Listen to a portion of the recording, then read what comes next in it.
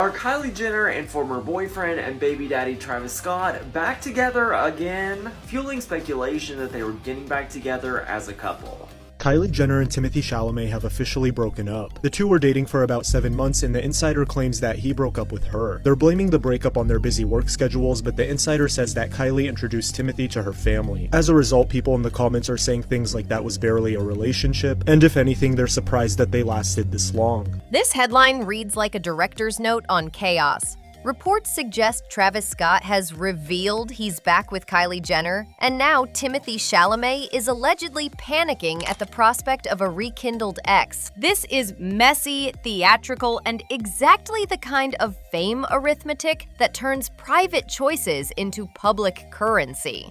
We're unpacking what was actually reported, the timelines that matter, how Timothée might reasonably react, why that reaction would matter, and what this all means for celebrity branding in a world where love is often a headline. Here's the factual spine.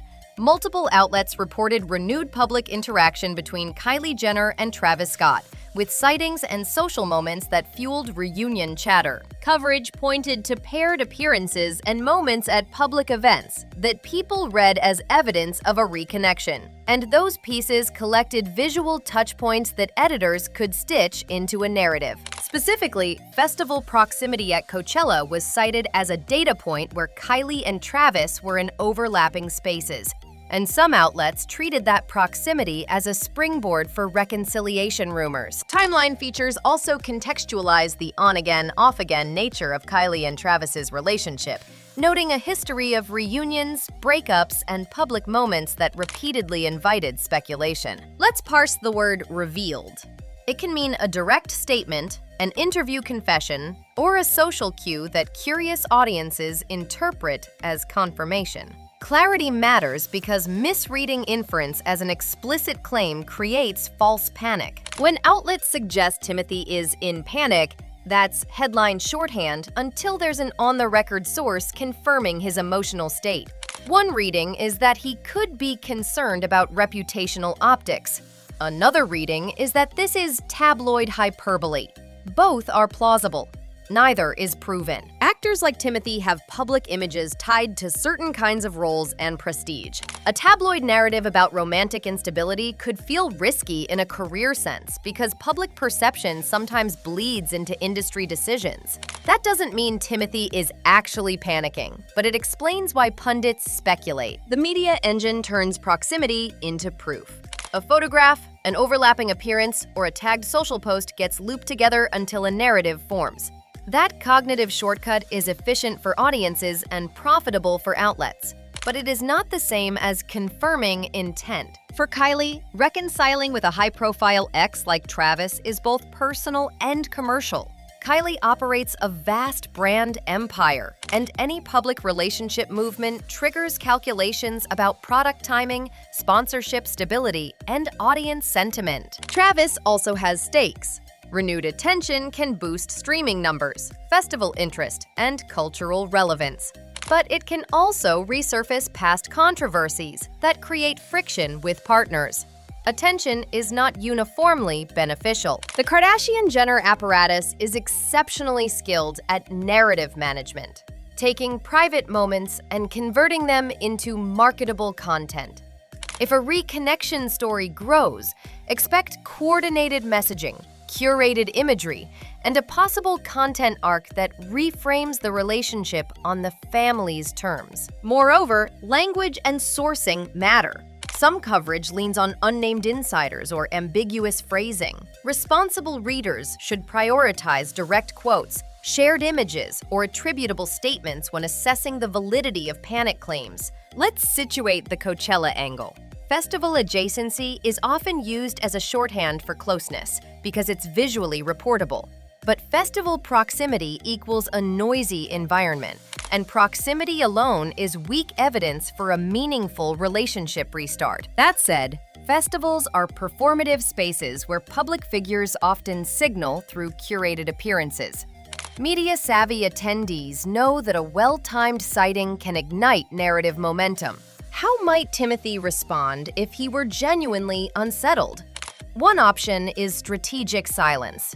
Do not feed the rumor mill and allow this story to cool.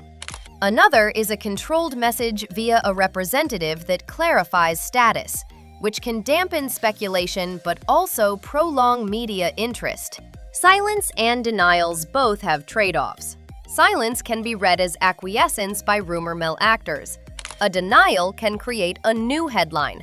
Both are tactical choices guided by counsel, legal considerations, and personal preference. From a PR perspective, brands evaluate the signal-to-noise ratio of such stories.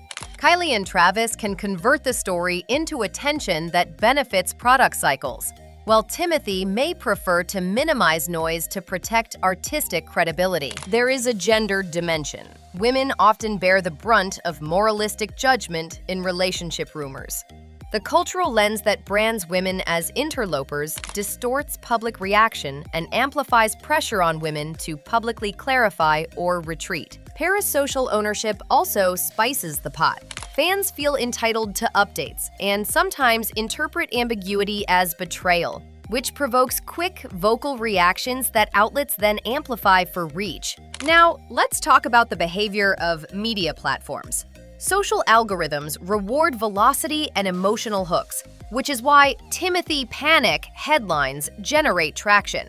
The platform incentives do not necessarily align with accuracy. If the story is to be contained, the fastest route is on-the-record clarification from any of the principals or their representatives. If no such clarity emerges, rumor dynamics tend to continue via spin cycles, think pieces, and reaction content. There are 3 practical outcomes. 1. The story fades when no credible evidence emerges, leaving only a spike in engagement. 2.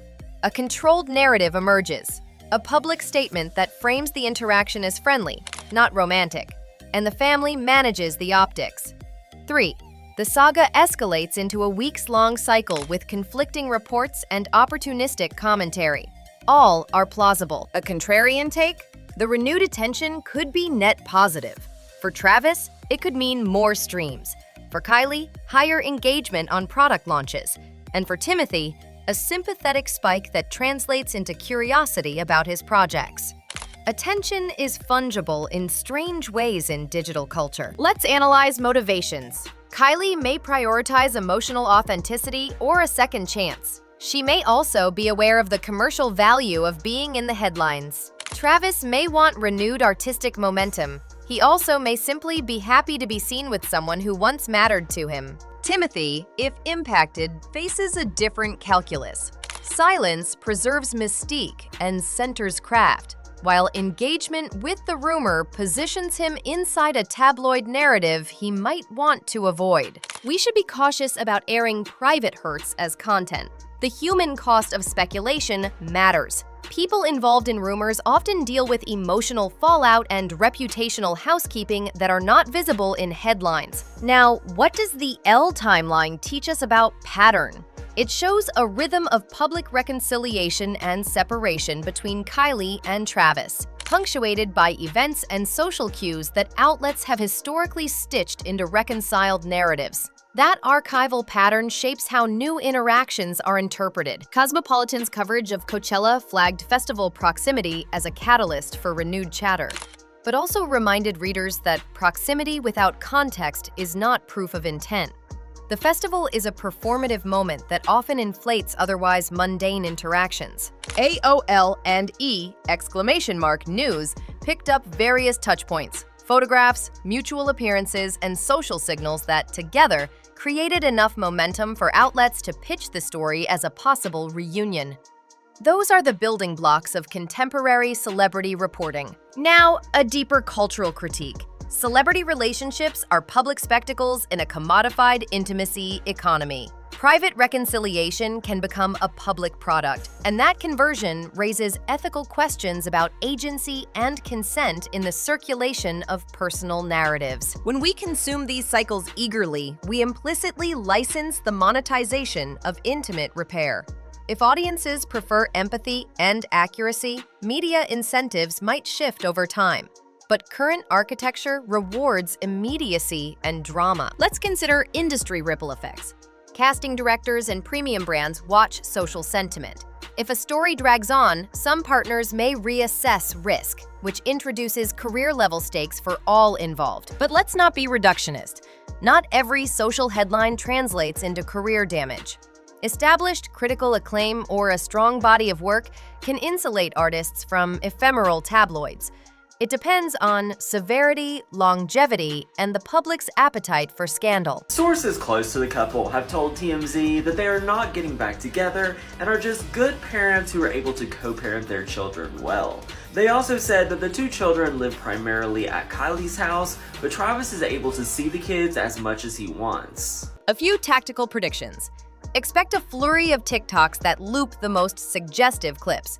Think piece saturation on entertainment sites analyzing motive and pattern, and influencer-driven commerce attempts to monetize the moment. The echo chamber will be loud and fast. Also expect the familiar response cycle: initial spike, loyally silence or calibrated denial, followed by either a fade or a repackaging into content. The family's narrative machinery tends to prefer packaging over chaos when possible. There's a governance question here. How should journalists cover such delicate matters? Responsible coverage centers on verification, assigning weight to denial, and avoiding amplification of uncorroborated claims. That standard would reduce harm without eliminating newsworthiness. Now, zoom into Timothee's brand. He's built cultural capital in auteur cinema and is often positioned as a serious actor. Given that profile, his team is likely to counsel caution. But the calculus also includes personal agency.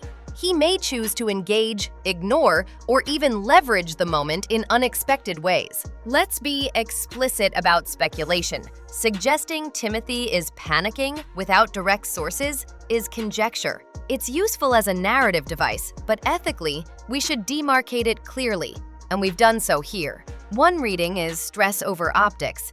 Another reading is headline sensationalism. From a humane perspective, these cycles are exhausting for those involved.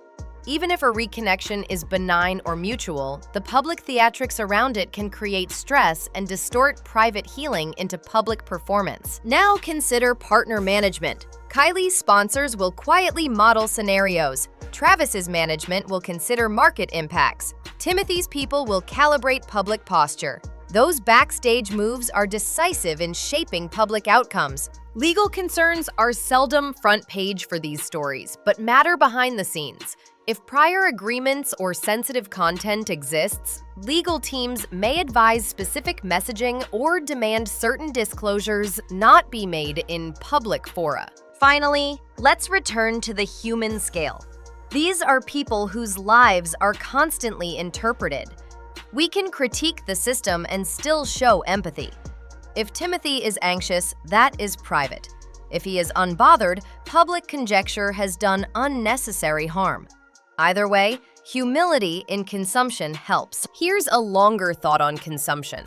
The attention economy rewards immediacy and emotional hooks, and that structural reality rewires how stories about relationships are told and consumed. Every public sighting becomes a data point that algorithms amplify, and that amplification creates incentives for more sighting-seeking behavior from public figures and their teams. When a celebrity appears in a single frame with an X, outlets rush to narrative because narratives are the platform's product. Narratives drive clicks, which drive ad dollars and distribution. For artists and public figures, the choice becomes a negotiation between private desire and public consequence, and that negotiation is asymmetrical. The market often values drama more than dignity. This asymmetry produces predictable behaviors, choreographed chance encounters, strategic proximity at events, and well-timed social posts designed to seed the rumor mill in profitable ways. It's a cycle. Sighting produces story, story produces engagement, engagement becomes currency, and currency encourages more sighting and story. Rinse and repeat. Human beings at the center of this cycle experience it differently than consumers. Each spike in attention creates a wave of emotional labor and management work that is seldom visible to the public. Public figures often delegate narrative control to teams who calculate the cost-benefit of exposure. balancing potential gains against legal and reputational hazards. When rumors touch on intimate relationships, the calculus expands to include co-parents, siblings, and business partners who have stakes in how the story lands publicly. The family or management decisions shape whether an anecdote becomes a reconciliation arc, a denial, or a private matter carried behind closed doors. Sometimes the best public move is quietness. Other times, a well-timed clarification is the only way to prevent speculation from metastasizing into a longer reputation problem. Every move sends signals. A denial signals damage control. A statement of privacy signals boundaries. And a curated image signals narrative control. Each signal is read by audiences with different priors. The interpretive community around celebrity news is diverse. Fans, critics, culture writers, memesters, and brand managers all read the same signals differently and amplify the interpretations that suit their agendas. Consequently, a single rumor can produce multiple parallel narratives simultaneously, each with its own audience and momentum. In this context, the story about Kylie, Travis, and Timothée is not just about three people. It's a microcosm of the modern celebrity ecosystem. It highlights how public intimacy can be a resource and a vulnerability, how narrative control is constantly contested, and how audiences are part of the production process. If you step back, you see patterns. Festival proximity stories lead to speculation. Speculation leads to reaction content leads to monetization, and monetization encourages more spectacle. That pipeline incentivizes behaviors that maximize visibility, sometimes at the expense of personal boundaries and long-term reputational health. At scale, this produces cultural effects: increased cynicism about authenticity, weariness with performative intimacy, and a marketplace that privileges spectacle over subtlety. Viewers may feel complicit. Clicking the story is a tiny vote in a larger attention economy, and recognizing that complicity is the first step to a more critical consumption habit. If consumers demanded slower, more ethical coverage, outlets might recalibrate, but that requires coordinated changes in attention patterns and business models, which is a high bar. There are also smaller levers. Platforms could tweak algorithms to downrank sensational, unverified claims. Publishers could adopt clearer labeling practices, and audiences could prioritize sources that foreground verification. Each of those steps reduces the speed at which panic narratives crescendo and gives people involved more breathing room to manage private life without tabloid pressure. From an artist's point of view, narrative control is a defensive asset. Actors, musicians, and entrepreneurs cultivate reputational capital that can be spent during crises. The richer the capital, the more insulation they have. That's why some public figures choose silence, to conserve reputation capital and let the market normalize the noise. It's also why some choose engagement. A well-crafted statement can convert rumor into a narrative of resilience or authenticity that audiences may find appealing. Different strategies fit different personalities and career stages. There is no one-size-fits-all playbook. We should also consider the role of intermediaries who monetize the very analysis we're reading. Podcast hosts, influencers, and commentators who profit from keeping the story alive.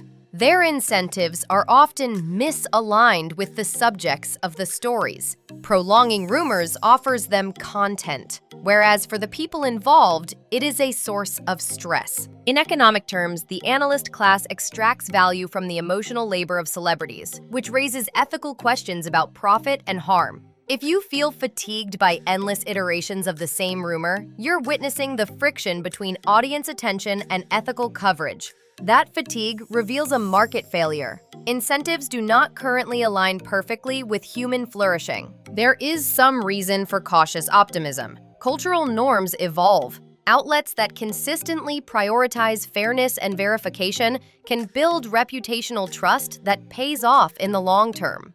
Similarly, audiences can shift habits. When they gravitate toward thoughtful coverage, the marketplace responds, albeit slowly. Still, change is incremental, and attention economies have momentum that resists rapid course correction. In the immediate term, the story will likely be consumed as entertainment and analyzed as moral theater, which is the dual nature of celebrity news. If you're watching as an ethical consumer, consider the people involved and the longer arc of reputational cost. If you're watching for drama, be aware you're participating in a system that monetizes vulnerability. Either stance is legitimate, but the choice has consequences for how such stories evolve in the future. All of which is to say, this rumor sits at an intersection of commerce, emotion, and media technology. And understanding that intersection helps explain why a simple sighting turns into a fear-laced headline about a panic-stricken partner. Expect a reflexive response from the influencer ecosystem. Reaction creators will treat this as evergreen content, slicing the moment into dozens of micro-episodes for clicks and subscriptions. Those creators profit from prolonging ambiguity, not resolving it. Their incentives are perfectly misaligned with anyone who actually wants privacy or nuance. Watch the visual choreography next. Who posts smiling family shots? Which curated photos surface in gossip feeds? And whether any throwback images are conveniently resurfaced to shape sentiment. In celebrity PR, images are signals. They are stitched into narratives and serve as proof texts long after the original context is gone. Also, pay attention to language choices in official statements. A carefully worded, "we ask for privacy" versus a forceful denial telegraphs different strategies. One is damage control via retreat. The other is active refutation that risks inflaming the rumor mill. The diction matters because it reveals whether the party wants to bury the story or own it for a content play. Finally, consider the long game. Repeated cycles of spectacle can erode goodwill for even the most resilient brands. If the family keeps converting personal friction into product, audiences may eventually demand authenticity over manufactured drama. And that shift would change the calculus for everyone involved. All right, what do you think? Is Travis and Kylie's rumored reconnection the real deal? Is Timothée justified in any panic he might feel? Or is this just another manufactured moment that will be repackaged by content machines? Hit like if you hate sloppy rumors, subscribe for smarter celebrity analysis, and drop your wildest theories below so we can argue, analyze, and maybe push for better coverage of real people. See you in the comments.